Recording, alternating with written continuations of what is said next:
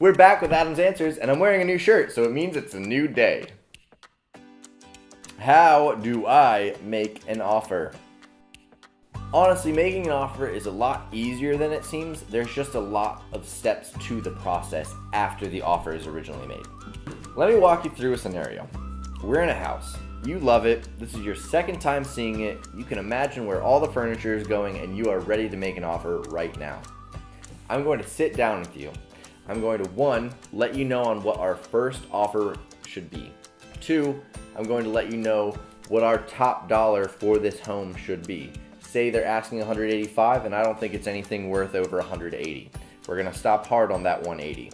3, I'm going to write a contract with you. I'm going to walk you step by step through this contract, let you know what we're asking for, what's being kept, what's leaving the premises when they sell the house, and everything in between.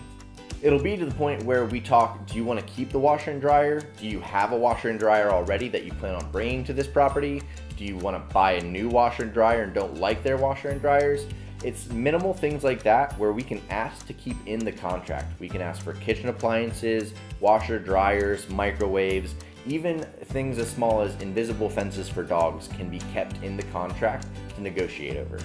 After I've walked you through everything that you've agreed upon that we're going to offer to the seller, I'll have you sign in different areas to say, yes, I'm aware, this is what we're doing, this is what I've agreed to, and from there, I send it in. Sending in the offer, typically you'll get 12 to 24-hour response time. At the end of the contract where you're signing everything, agreeing to this is what I'm asking of you, it will actually say, this is the time we want you to respond by. So make sure when you're putting in a contract offer that there's a part that says, please respond by this date and this time and everything like that. So all your bases are covered and you know when you should, at the latest, be getting a response. What goes into the actual offer to purchase? So as you can tell, this Adam's Answers is going to be very offer focused. As we said in the first answer, there's going to be a lot of different things that can go into the actual offer to purchase. There are going to be a lot of things in this contract that you can say, yes, I want that, no, I don't want that, or what do you suggest? Do you elect to have a home inspection? If you do you also want to do a wood destroying insect inspection, or don't you? Do you want to check for radon gas in the basement? Potentially. These are all different things that I, as a real estate agent, help guide you through. There's the purchase price for a home. What are you willing to pay for this house, and what are you willing to finance for this house? There's another aspect to it, closing costs. Typically, a buyer will ask for some sort of closing costs from the seller. Does that mean it's always accepted? No, sometimes it isn't, but it's very typical, especially in today's market, to ask for some sort of closing cost. So if you're a seller, honestly, I'd expect it. If you're a buyer, honestly, I'd go ahead and ask for it. There's a whole bunch of more detail that I would love to go into. It's a very large subject. If you'd ever like to hear more on this subject or break it down with me, by all means feel free to contact me at any time. What is earnest money? Who holds it, and when do I get it back? That is another fantastic question that I get a lot of, actually. Earnest money is the first thing that you will turn in after a accepted contract on a place. Say you're a buyer. You just had an accepted contract. Within 3 days of that accepted contract, I need to turn in earnest money, if there is earnest money agreed upon.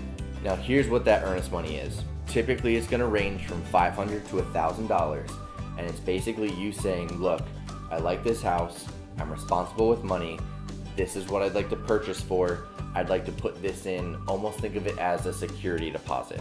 Now for me, you would write a check to Keller Williams Realty Services, my brokerage. In the memo, you would write the address and my name, you'd sign it, you'd send it my way, and it goes into a Keller Williams bank account. Now at the end of the day, a lot of people don't realize this is money that you will see back at the closing table. For easy numbers, let's say your closing costs are $1,000. You've already paid $500 of it with your earnest money, so you only need to bring $500 more to the closing table. A lot of people don't realize that it's not just money that they're being put down and not getting back. It's coming back to you at the closing table. It's like a small security deposit beforehand. Realistically, it essentially shows that you're a serious buyer and you're not going to waste their time, hold up their house for another month, and then they're going to have to put their house back on market. Again, if there's more that I can break down for you, always feel free to contact me at any time. My contact information is up above. I am always more than happy to educate you through this process and make sure you feel comfortable when it comes to putting an offer down on a house. Thank you so much for joining me for this Adam's Answers. I'm really excited for the changes happening this year. I'm extremely excited for working with you, and I can't wait to see you guys next week. Have a great one.